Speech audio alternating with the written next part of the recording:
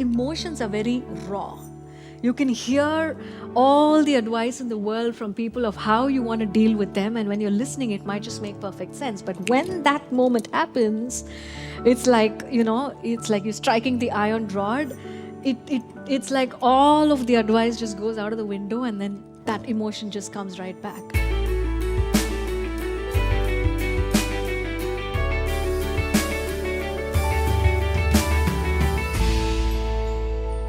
I tell people a lot of times that angry man in the house, everybody knows there's an angry man if he's like, he's violent and he takes things and he breaks it. But there are some people who are not called the angry man or the angry lady, but they have this little bit of anger. It comes like 10 times in a day. And there are some people who are not a nervous wreck, but there's this little bit of tension and anxiety that comes. And I think I call them the under the radar, emotions. And I think they're more dangerous because it slowly eats away time. When someone is angry like that, what happens? People stop talking to them. People stop telling them. That person is thinking, but I don't show it on my face. See, I can smile. The child is thinking, because I get a lot of times, children send me chocolates, and I say, and then when I meet the father, I say, so what was the chocolate for? And the child says, oh, he's no longer angry. And the father goes, but I was never angry. And then the father says, but recently she's talking more to me. I said, that's because you changed. And so the child is now open to have conversations. And so when there are under the radar emotions, especially in the context of your family, or with important people in your life, important things in your life, you may think, oh, it's not a big deal, but if it's under the radar, it's going to slowly erode the things that you're trying to build. Okay, so especially those under the radar emotions, beliefs, thoughts, patterns. I can't do this, I can't do that. Someone told me, certain things, and then you got affected by it. For some of you, it's anger. For some of you, it's irritation. For some of you, it's stress. For some of you, it's anxiety. For some of you, it's worry.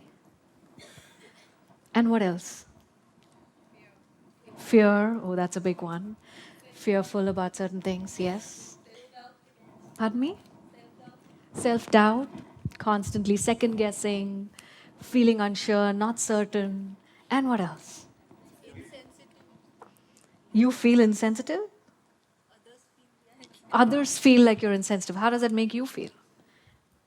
Trying to be more sensitive. Does it make you feel bad that others feel that way about you when you don't intend to be that way? So feeling bad. Like how many of us feel bad a lot of times during the day? So who here feels like some life circumstances, situations, whatever, you don't want to be that way, you don't want to feel that way, but it happens anyway? So for how many of you, you have something or the other that makes you anxious? Okay? For how many of you do you have something that gets you irritated? Frustrated? Okay? Angry? Okay, so oh my God, so many of you feeling anger. Okay. And so fear, some of you here said fear. You have fears of something or the other, okay. And overwhelmed feeling, yeah, sure. Some context you might just feel overwhelmed. Does that happen? Some of you feel overwhelmed. Do you have this sensation of feeling sometimes where you feel like you're not ready and you might goof it up? Or what if something happens? What if they think? What if that person thinks? What will be the consequence? I don't want to mess it up. Feeling embarrassed, okay. So feeling embarrassed, fear of something that might go wrong, okay. And okay, so oh my God, that's a lot of things that many of you are putting your hands up for. Anyway, okay, so you could pick one of the basket of the set of things that we went through, or anything else. The thing with all of these things that you mentioned is those emotions are very raw. You can hear all the advice in the world from people of how you want to deal with them, and when you're listening, it might just make perfect sense. But when that moment happens, it's like you're striking the iron rod. it's like all of the advice just goes out of the window, and then that emotion just comes right back. Now, that's not where any motivation, any conscious technique that you've learned, or any practice that you've done that's going to make a difference out there. What's really going to make a difference is if at an autonomous level internally, you have developed new choice, where your unconscious in that same situation is able to access a significantly more resourceful state.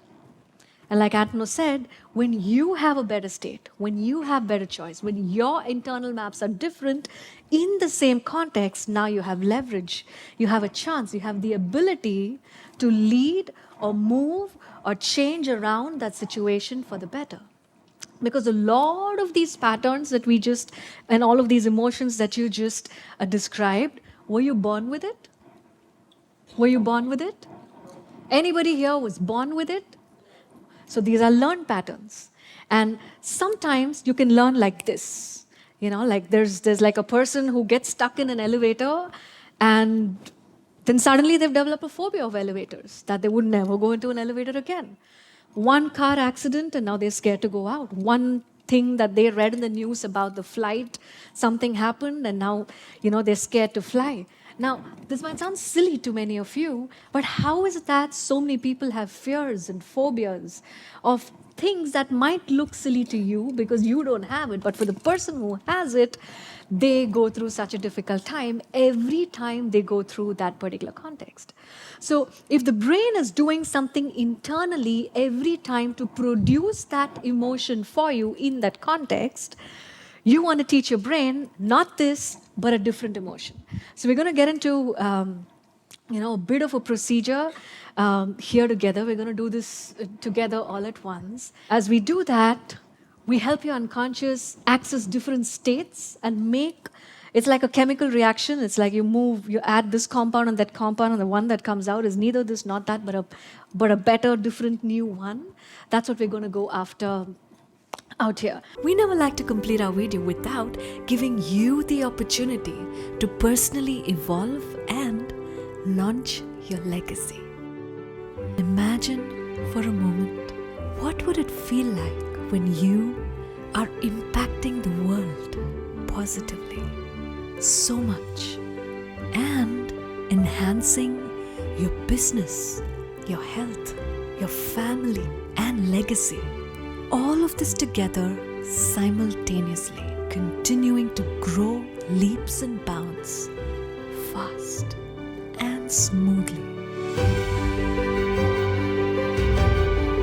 If you've got the right motives, we believe Antano and Harini will be able to help you launch your legacy in compressed time. Get excellence installation-based personal evolution and keep making a difference, starting with yourself.